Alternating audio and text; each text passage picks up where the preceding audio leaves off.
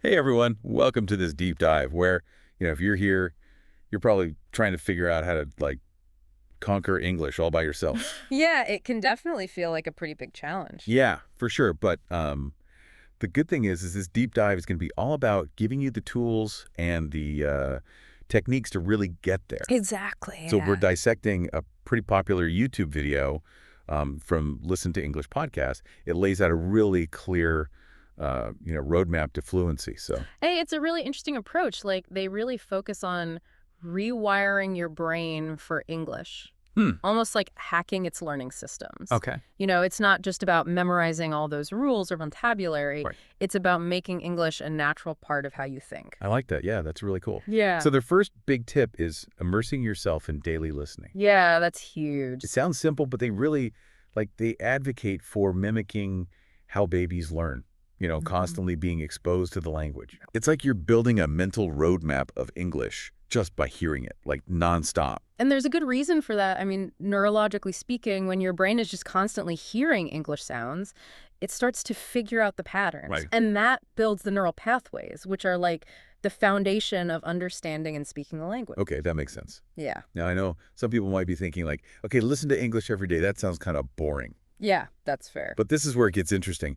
The video actually suggests ditching those, textbooks and lectures and instead picking audio content that you actually enjoy. Exactly. Like, think about what you're really into. Right. If you love true crime, there are tons of podcasts in English about that. Oh, for sure. Or maybe you're a history buff, find some documentaries in English. Yeah, totally. The whole point Well, is to make listening fun so it doesn't feel like a chore. like finding that sweet spot between learning and something you actually want to do, Exactly. Yeah. but they don't stop at just passively listening, right? No, not at all. The video also emphasizes active listening, especially for beginners. Absolutely. Yeah, active listening means you're really engaging with what you're hearing, not just letting it go in one ear and out the other. Right. They suggest starting with subtitles if you need to, especially to connect the words you're hearing with how they look written down. Hmm. It's like training wheels for your ears. Well, okay, yeah. But the goal is to wean yourself off them and train your brain to understand spoken English directly. Okay, now that's an interesting approach. Yeah. Do you think that works for everyone, or do some people maybe need to stick with those subtitles a bit longer? That's a good question. And honestly, it depends on the person and how they learn best. Right, okay. Some people really need that visual aid to understand what they're hearing, Mhm. but others, they might find subtitles distracting. Okay. It's all about figuring out what works for you. So finding that balance between challenge and comfort. Exactly, yeah. Now, let's move on to their second tip, which is copy native speakers. Now, this one sounds a little more active Oh, yeah, definitely. than just listening. Yeah, for sure. So the idea here is to go beyond just understanding the words and start picking up on those things that make English sound natural. Right, the nuances. Yeah, exactly. They talk about techniques like shadowing, Oh. which means you basically repeat what you hear at the same time as the speaker, Oh, wow. mimicking their intonation, even like the emotion in their voice. So it's almost like you're becoming an actor, like embodying the language instead of just saying the words. That's a great way to put it, yeah. It reminds me of when I tried to learn some lines from my favorite movie in Spanish. Oh, yeah. Let's just say my accent needed some work. We've all been there. But the video does suggest using movie scenes to practice, right? Yeah, they do. They recommend using scenes from movies you know well because you already understand what's going on and the emotions involved. Mm-hmm. You can rewind, replay, really focus on matching how the actors say the lines. So it's training your mouth and your mind to make those sounds and rhythms naturally, almost like building muscle memory for English. Exactly. I'm curious, from a technical standpoint, is there anything else people can do to improve their pronunciation besides just mimicking? That's a great point. And while mimicking is a great start, understanding how sounds are produced can really help. Okay. Like learning about the International Phonetic Alphabet, IPA, Right. it gives you a more precise idea of how to pronounce those English sounds. So a little phonetics can go a long way. Yeah, for sure. And the video actually talks about that a bit in their next tip, which is thinking in English. Now, this one might seem a little intimidating, especially for, beginners. I can see why it sounds like a big step, Yeah. but it's really about shifting how you think about the language. Mm. They argue that breaking the habit of constantly translating is key to becoming fluent. So instead of hearing English and mentally translating it to your native language, the goal is to start processing information directly in English. Exactly, yeah. But how do you actually do that? How do you make that change in your mind? Well, the video gives some practical tips. Okay. One is to narrate your day in English. Just simple present tense descriptions, like you're Right. doing a play-by-play of your life, but in English. So instead of thinking like, I'm making coffee, I would think I'm making coffee in English. Exactly, yeah. Okay, it sounds simple, but I can see how that would force you to think in English. Exactly. And another tip they have is to ask yourself questions, or even have little debates with yourself, all in English. Yeah, that's a good one. It's like engaging your brain and practicing thinking in English at the same time. Right? I love that. It's like having an internal dialogue, but in English. Exactly. That's brilliant. You can practice making thoughts and opinions without the pressure of a real conversation. Yeah, for sure. And to really solidify those English thoughts, they recommend keeping a one-sentence-a-day English diary. Oh, that's a good idea. It's simple, but it helps build that habit of expressing yourself in writing. Yeah, I like that. So even just one sentence a day helps you think in English. For sure. It's about making English a part of your inner world, not just something you study from a book. I agree. Okay, so we've covered listening, mimicking, and thinking in English. It's a good start. What's next on this fluency roadmap? Well, let's dive into that, but first, a quick break. Welcome back. We've been talking about, immersing yourself in English, mimicking native speakers, even thinking in the language, which sounds pretty tough. Yeah, it's definitely a challenge. It is, but, there's a common thread that runs through all of these, wouldn't you say? Yeah, you're totally right. The Listen to English podcast video really drives home the point. The consistency is key. Yeah.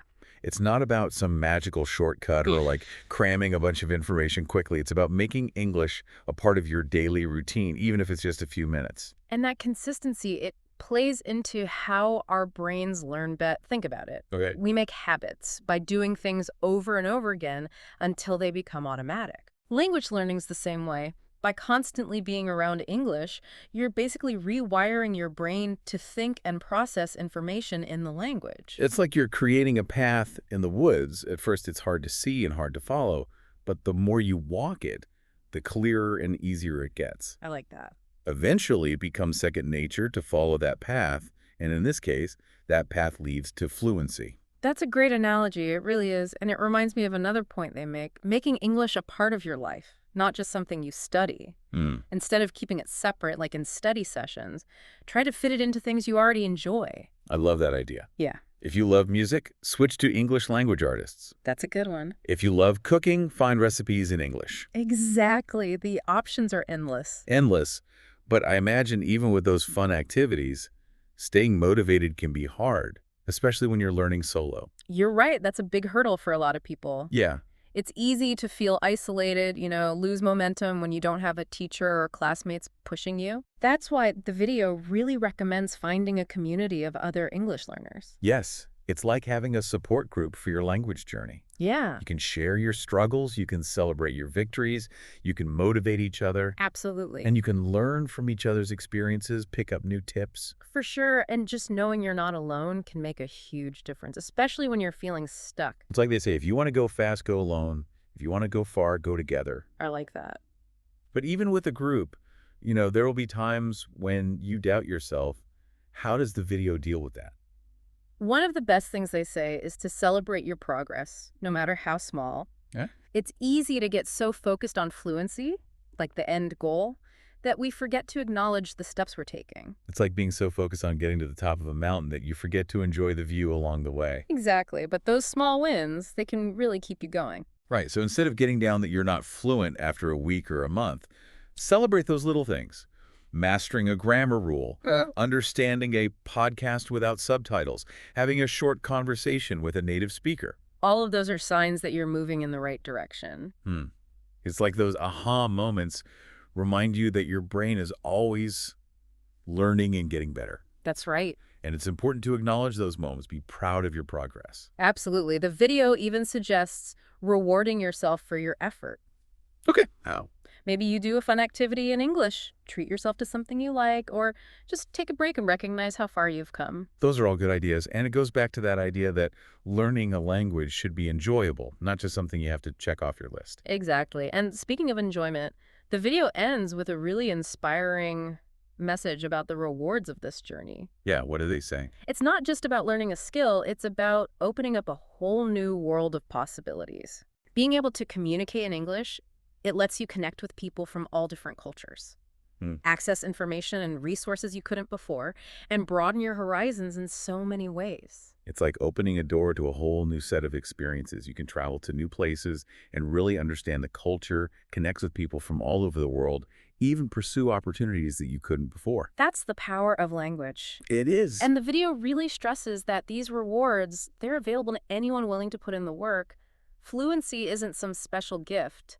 It's a skill you can develop. With dedication, consistency, and a positive attitude. Exactly. That's the key. That's a great message. It reminds us that this journey is about so much more than just memorizing words and grammar rules. Right. It's about growing as a person, expanding your worldview, and really understanding how powerful language can be. And it's about believing in yourself and your ability to get there. The Listen to English podcast video does a great job of sending that message of encouragement and empowerment. It really does. It's a good reminder that even though the journey might be tough, the rewards are worth it. And even when you're not feeling motivated, just remember that small, consistent actions, along with the positive mindset, can get you amazing results. So as we move into the final part of our deep dive, let's keep that sense of possibility and encouragement in mind.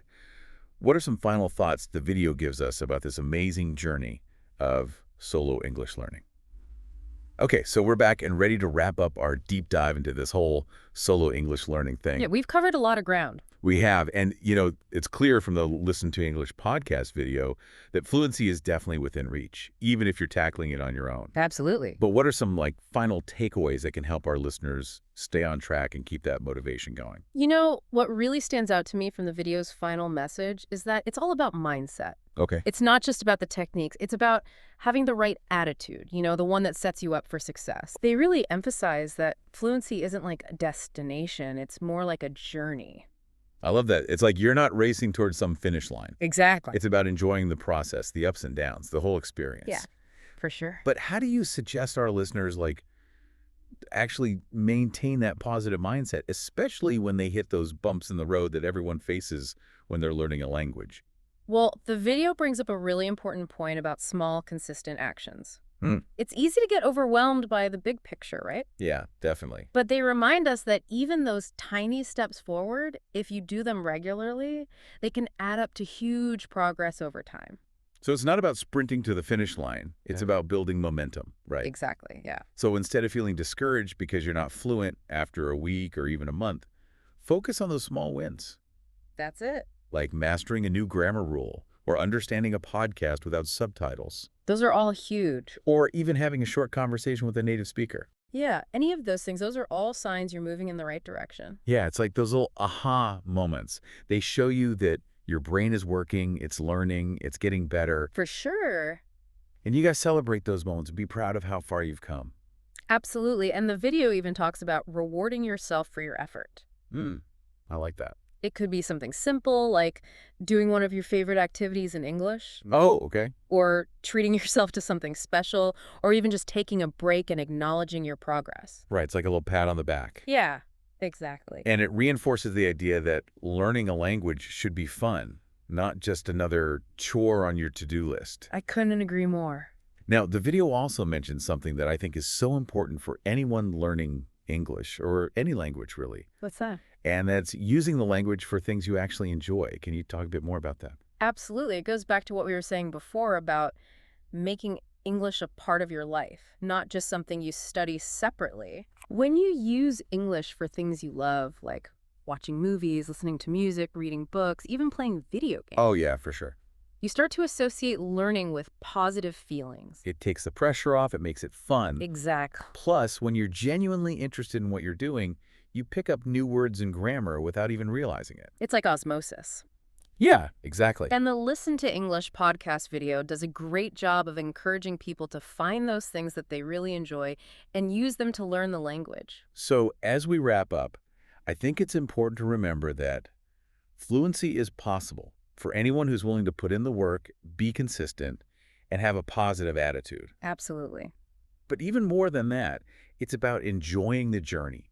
celebrating those little victories and finding ways to make the learning process something you look forward to. Couldn't have said it better myself. And remember, fluency isn't about speaking perfectly or knowing every single word. It's about being able to communicate, connect with people, and experience the world in a deeper, more meaningful way. That's what it's all about. So, to everyone out there who's on this journey of learning English, know that you've got this. Embrace the challenge, celebrate your wins, and most importantly, have fun. Have fun. That's the key. Thanks for joining us on this deep dive. We'll see you next time.